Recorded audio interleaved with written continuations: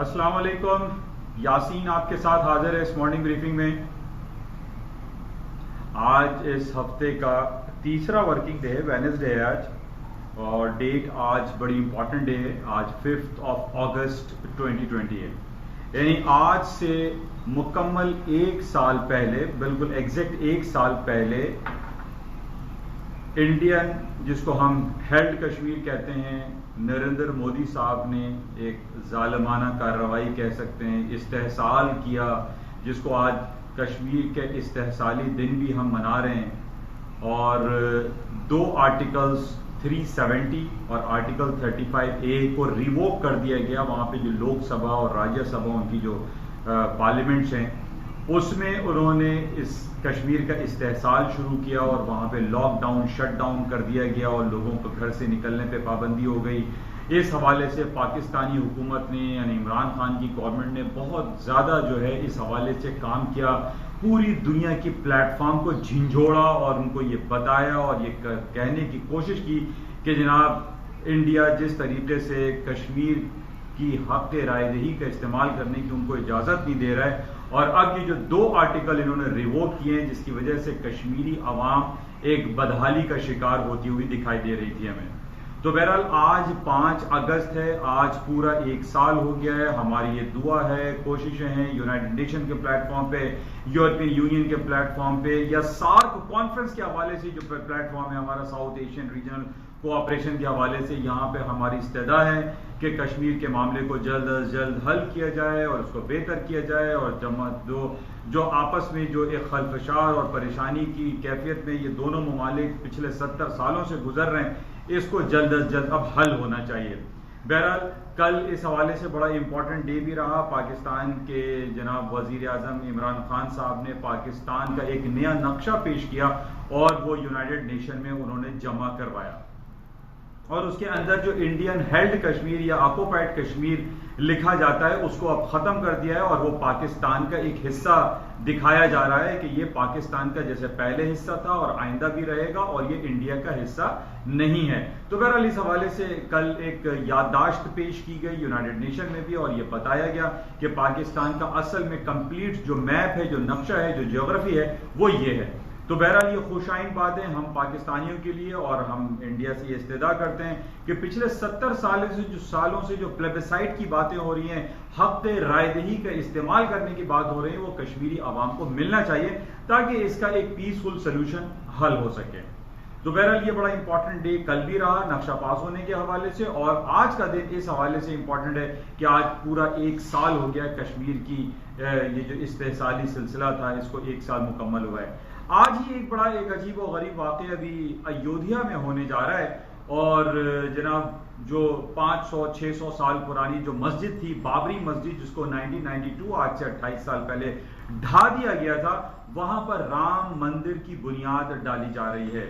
हिंदू जो हजरात हैं वो ये कहते हैं, जो हिंदू जमातें हैं वो ये कहती हैं कि आज से 7000 साल पहले यहाँ पर राम जी की विलादत हुई थी, वो यहाँ पर पैदा हुए थे इस जगह पर।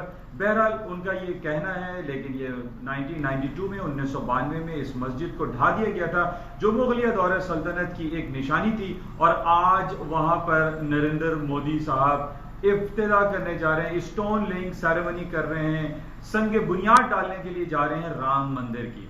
तो बहरहाल इस हवाले से जाहिर है मुसलमानों की दिल आज़ारी यकीनन होगी, और इसको नहीं होना चाहिए था, वो ज़्यादा बेहतर था। लेकिन पिछले नवंबर में वहाँ की सुप्रीम कोर्ट ने ये ऐलान कर दिया था, ये फैसला सुना दिया था कि यहाँ पर राम मंदिर की को जो है वो बनाया जाएगा। तो बहरहाल उस सुप्रीम कोर्ट के ऑर्डर की पासदारी करते हुए आज नरेंद्र मोदी साहब वहाँ पर उसकी संगे बुनियाद उसका रखेंगे। बहरहाल इस हवाले से मजीद हम देखेंगे कि ज़ाहिर है मुसलमानों के लिए ये काफ़ी एक मुश्किल तलब मरहला है।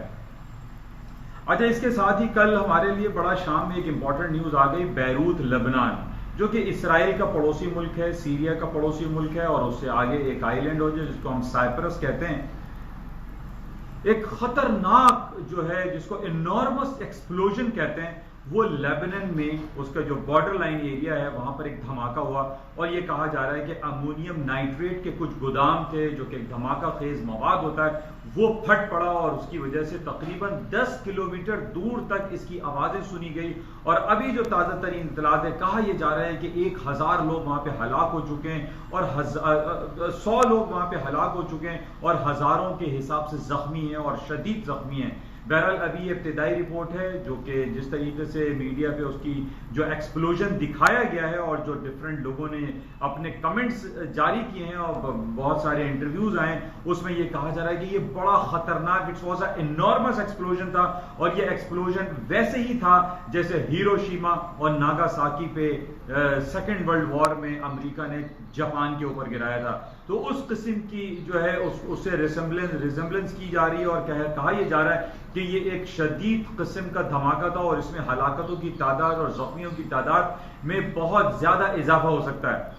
अच्छा, यही तमाम देखिए, मैं बहुत अरसे से आप लोगों से यही बातें बयान करता चला जा रहा हूं कि जनाब ये जिस तरीके से फ़लस्तीन है, इसराइल है, अब इसराइल का पड़ोसी लेबनान है, लेबनान के शहर बैरूत में जो कि कोस्टल सिटी एरिया है, यहाँ पर इतना बड़ा शदीद धमाका होना और इन हालात के संगीन होना ये एक बड़ी खतरनाक बात है। और इन्हीं वजूहात पे पिछले दिनों हमने लीबिया और मिस्र के दरमियान जो हालात के दगरगू होती हुई खबरें हमने पढ़ी, फिर आर्मीनिया और आज़रबाईजान के हवाले से सुनी, फिर अमेरिका और चाइना के दरमियान जो हालात हैं वो आपके सामने हैं, दोनों ने एक दूसरे के कौंसल खाने बंद कर दिए हैं। इसी तरीके से जो इंडिया और चाइना के साथ जो लद्दाख के मुकाम पे मामला चल रहे हैं, फिर कश्मीर का आज पूरा 1 साल हो रहा है, यौम इस्तेहसाल मनाया जा रहा है। इन तमाम हालात और वाकयात को प्लस अमेरिका और दुनिया के जो डिफरेंट सेंट्रल बैंक्स हैं वो इंटरेस्ट रेट की कटौतियां करते चले जा रहे हैं। मैं 1650-1670 के लेवल से आप तमाम लोगों की खिदमत में ये बात गुजारिश करता चला आ रहा हूं, ये गोश गुजार करता चला आ रहा हूं कि गोल्ड की कीमतों में खातिर खा इजाफा होगा। Plus bank of America, Goldman सैक्स बैंक और लातादाद कितने बैंक हैं जो ये अपनी तज्जियाती मुतालियाती रिपोर्ट में ये पेश करते चले जा रहे हैं कि जनाब सोने की कीमतें खातिर खा ऊपर आ जाएंगी और वो आ गई। कल इसने तारीख में पहली बार 2000, बल्कि डे बिफोर यस्टरडे, $2000 के बेंचमार्क, बल्कि कल ही हुआ था, वो दिसंबर कॉन्ट्रैक्ट हुआ था 2 दिन कबल, और $2000 कैश स्पॉट प्राइसेस क्रॉस कर गई। यानी एक बहुत बड़ा संगमील था, एक बहुत बड़ा बेंचमार्क था कि जनाब गोल्ड की कीमतें $2000 पर आउंस के हिसाब से वो उससे भी ज्यादा बुलंद तरीन सतहों पर चली गई, जो कि इसकी तारीख की नई बुलंदियां हैं। तारीख में एक नया बाब रकम हो रहा है। मैं तो तमाम हालात और वाकयात के हवाले से देखिए मैं आपको एक जायजा पेश करता रहता हूं और बहुत अरसे से 1 साल से आपके साथ ये राब्ता सिलसिला जुड़ा हुआ है यूट्यूब के जरिए, और जो इम्पोर्टेंट न्यूज़ होती है और उसकी जो इम्प्लीकेशंस होती हैं, उसका जो अमल पड़ता है, जो असर पड़ता है स्टॉक मार्केट पे, उसके हवाले से मैं आपसे गाहे बगाहे आपसे अर्ज करता रहता हूं।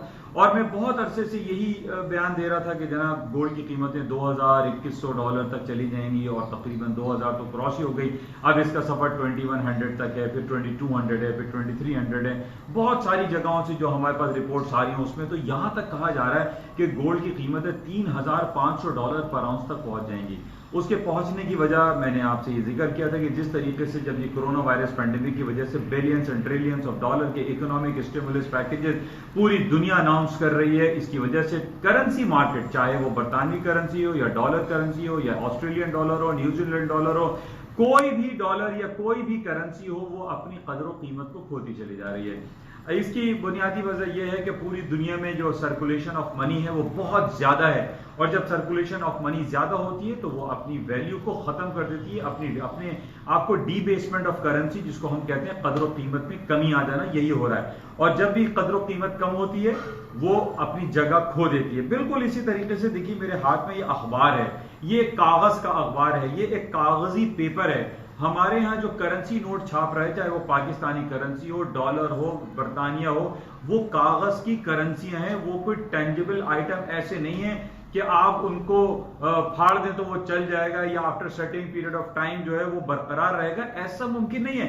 हमारे पास तारीख शाहिद है कि दुनिया में बेतहाशा करेंसी नोट छापे गए, उनको तब्दील कर दिया गया, उनको उनकी जो डिनोमिनेशन थी उनको वॉइड कर दिया गया, लेकिन सोना चाहे वो 100 साल गुजर जाए, 1000 साल गुजर जाए, सोना सोना रहता है। गोल्ड अपनी कदर कीमत को कभी नहीं खत्म कर सकता है। ये कागज का टुकड़ा, ये पेपर मनी, ये कभी भी खत्म हो सकता है। जिस तरीके से हमारे सामने ये मौजूद है, जिस तरीके से बिटकॉइन इस दुनिया में सरायत करती चली जा रही है, लिब्रा करेंसी फेसबुक लेकर आने वाला है, इसी तरीके से हमारे और आपकी जेबों में जो क्रेडिट कार्ड है ये भी एक प्लास्टिक मनी है। ये प्लास्टिक मनी हो, कागज की मनी हो, ये तमाम जो पैसा है ये कदर कीमत अपनी खो देती है, लेकिन gold, precious metal, safe haven ये कभी अपनी कदर कीमत को नहीं खोता। और यही वजह हो रही है कि जब से हमने कोरोना वायरस के हवाले से और दुनिया में जो खल्फशार होता है, ये जियोपॉलिटिकल सिचुएशन जब नेगेटिव में जाती है तो सबसे ज्यादा जो पॉजिटिव इफेक्ट आता है वो गोल्ड पे आता है और गोल्ड की कीमतें बढ़ती चली जाती हैं। और यही आज भी हो रहा है। कल बैरूत का वाकया हुआ और जो हमारे पास जो दुनिया में जो जियोपॉलिटिकल सिचुएशन आपके सामने है, जो गंभीर सूरत हाल है, इसकी वजह से सोने की कीमतों में इजाफा हो रहा है। सोने की कीमतों में इजाफे की वजह सिर्फ हम ये नहीं कह सकते कि जियोपॉलिटिकल सिचुएशन खराब है। जियोपॉलिटिकल सिचुएशन तो एक जमाने से अजल से खराब है और अब तक खराब रहेंगे, लेकिन इनके अंदर झोल अप्स एंड डाउन्स आते रहते हैं। लेकिन असल बात समझने की यह जरूरत है कि डीबेसमेंट ऑफ जो करेंसी है, जो पेपर मनी है, ये अपनी कदर कीमत खो रही है, क्योंकि जो billions and trillions of dollar जो छपते चले जा रहे हैं, इसकी वजह से करेंसी वैल्यू डाउन हो रही है। और प्लस की जो करेंसी के जो सेंट्रल बैंक्स अपने इंटरेस्ट रेट को काट रहे हैं। अब सिर्फ अमेरिका के ऊपर हमें नजर रखनी है और अमेरिका का अभी इंटरेस्ट रेट 0 तकरीबन चल रहा है। यहां पर इस दफा इनकी जो पिछले हफ्ते मीटिंग हुई थी, उन्होंने अपने इंटरेस्ट रेट को अनचेंज छोड़ा, 0 से लेकर 25 बेसिस पॉइंट तक रखा, लेकिन बहुत ज्यादा बातें हो रही हैं कि अमेरिका अपना इंटरेस्ट रेट नेगेटिव टेरिटरी में ले आएगा। अच्छा, अब सोने की कदर कीमत में आज भी मजीद इजाफे की पेशन गोई की जा रही है। उसकी वजह क्या है कि पिछले एक हफ्ते से 31 जुलाई एक्सपायर हो चुकी है डेट। अमेरिका ने जो स्टिमुलस पैकेजेस दिए थे उसकी डेट खत्म हो गई है। लोगों के पास वहां पैसे नहीं है। लोगों को 1200, 1000, 500 डॉलर जो मिल रहे थे वो आना बंद हो गए हैं। कांग्रेस में ये बिल पेंडिंग में है। कांग्रेस में आज या कल में ये बात तय हो जानी है कि 1 खरब डॉलर या 1.5 ट्रिलियंस ऑफ डॉलर की बात कर रहा हूं, यानी इन तमाम 1.5 ट्रिलियन का मतलब है 1500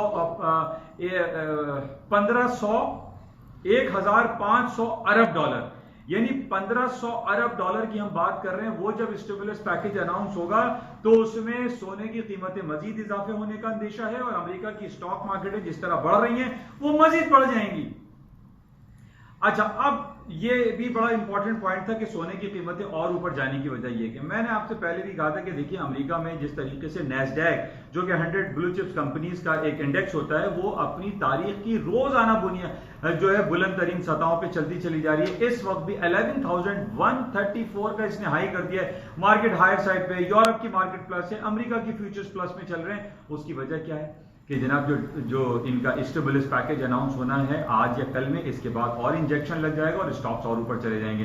प्लस बड़ी जबरदस्त कल खबर आई कि अमेरिका में पिछले 2 दिनों से जो कोरोना वायरस के केसेस है वो 50,000 से भी नीचे आ गए। कहां हमने देखा था कि 70-75 हजार जो केसेस थे वो डेली बेसिस पे रिपोर्ट हो रहे थे। कोरोना वायरस के केसेस रिपोर्ट कम हो रहे हैं, अमवातें वहां पे कम हो रही हैं। रीओपनिंग की बात हो रही है कि पूरी दुनिया को, पूरे खासतौर पे अमेरिका को रीओपन कर दिया जाएगा। जो मुआशी निजाम था वो दोबारा पहिया चलना शुरू हो जाएगा।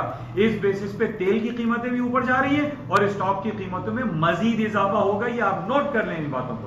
मैं आपको पिछले 5-6 महीने से, जब से कोरोना वायरस चल रहा था, मैंने आपको यही कहा था कि अब हमें जॉबलेस क्लेम, फला रिपोर्ट, ये रिपोर्ट, जीडीपी नहीं देखना। हमें ये देखना है कि कोरोना वायरस के केसेस कितने कम हो रहे हैं, कितने बढ़ रहे हैं, और उसके रीओपनिंग पे तेल की कीमतें भी ऊपर जाएंगी और स्टॉक मार्केट भी ऊपर जाएगी। और यही कुछ हो रहा है। और अब हमारे पास रीओपनिंग की बातें बहुत ज्यादा चल रही हैं और इस बेसिस पे स्टॉक मार्केट भी ऊपर जा रही है और तेल की कीमतों में भी मजीद इजाफा होगा। अच्छा, अब सोने की कीमतों में मजीद इजाफे की एक और वजह सुन लीजिए। देखिए, ये जो जितनी बड़ी बड़ी कंपनीज हैं, जिसके अंदर मैं AAAs की बात आपसे करता हूं, Amazon, Apple, alphabet, Google, Facebook, Microsoft, ये सारी टेलीकम्युनिकेशन इंडस्ट्रीज हैं। नेटफ्लिक्स, IBM, इंटेल, ये सब कंप्यूटर चिप, मोबाइल, या टेलीकम्युनिकेशन की इंडस्ट्री है। अब इसमें इंपॉर्टेंट पॉइंट यह है कि जिस तरीके से इनकी शेयर वैल्यू बढ़ती चली जा रही है, जबकि आपके सामने है कि 2 खरब डॉलर को टच करने वाला है एप्पल, दुनिया की पहली कंपनी होने वाली है।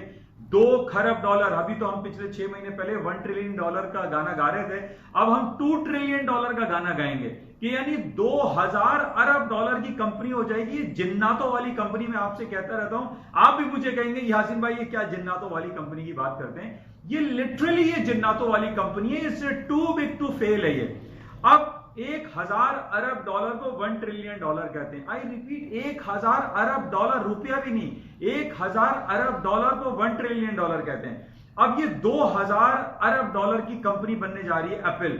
अब जब इन तमाम कंपनीज के शेयर बढ़ेंगे, इनकी मार्केट कैपिटलाइजेशन बनेगी इन टेलीकम्युनिकेशन इंडस्ट्रीज में, जिसके अंदर हमारे और आपके मोबाइल में इस्तेमाल होने वाली जो चिप है, मदरबोर्ड है, इनमें सब गोल्ड और सिल्वर का इस्तेमाल होता है। अब जब ये कंपनीज ऊपर की तरफ जाएंगी, इनकी शेयर प्राइसेस ऊपर की तरफ जाएंगी, तो लामाला सोने चांदी की कीमतों में भी इजाफा होगा, क्योंकि ये कंपनीज गोल्ड खरीद रही हैं, ये कंपनीज सिल्वर खरीद रहे हैं। आप अपना मोबाइल खोल के देखिए, उसके अंदर जितनी भी चिप है वो सिल्वर और गोल्ड की बनी हुई है, पैलेडियम प्लैटिनम का इस्तेमाल होता है। तो यही बुनियादी वजह है जिसकी वजह से मैं बहुत अरसे से आपके कह रहा हूं कि इन तमाम स्टॉक मार्केट की मूवमेंट को भी आप चेक करें, इस पूरे समा को चेक करें, इन पूरे इन्वायरमेंट को चेक करें, इन हालात को चेक करें कि why the market are going up. सोने की कीमतें, स्टॉक मार्केटें ऊपर क्यों जा रही हैं, इनका आप एक जायजा लें, इन चीजों को समझें, उसके बाद इस अपने पोर्टफोलियो को मैनेज करने की कोशिश करें।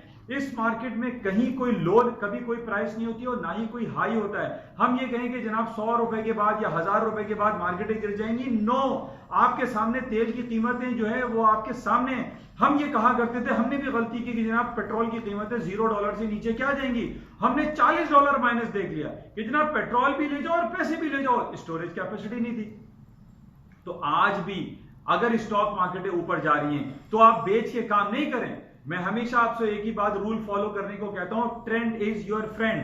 आप ये चेक करें कि कहीं कोई ट्रेंड रिवर्सल बन रहा है, नहीं बन रहा। स्टॉक मार्केट में कहीं कोई ट्रेंड रिवर्सल नहीं हो रहा कि मैं आपसे ये कहूं कि नहीं आप बेच के काम करें, मार्केटें तबाह हो जाएंगी, मार्केटों में आरएसआई ऊपर आ गया, एमएससीटी ऊपर आ गया, और इलियट वेव ये कह रहा है, नो, आप ट्रेंड को फॉलो करें, ट्रेंड इज योर फ्रेंड।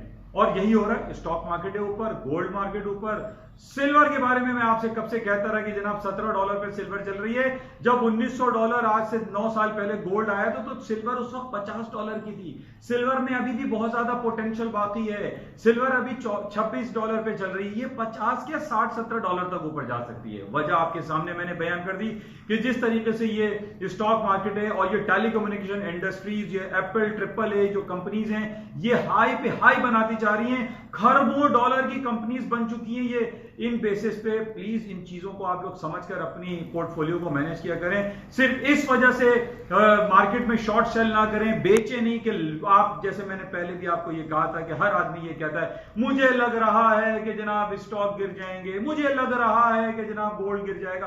देखिए, लगने लगाने से कुछ भी नहीं होगा, ये मेरे लगने लगाने से भी कुछ नहीं हो रहा। आप ग्राउंड रियलिटीज को चेक करें और उसके बाद अपने पोर्टफोलियो को मैनेज करने की कोशिश करें in this highly risky financial market.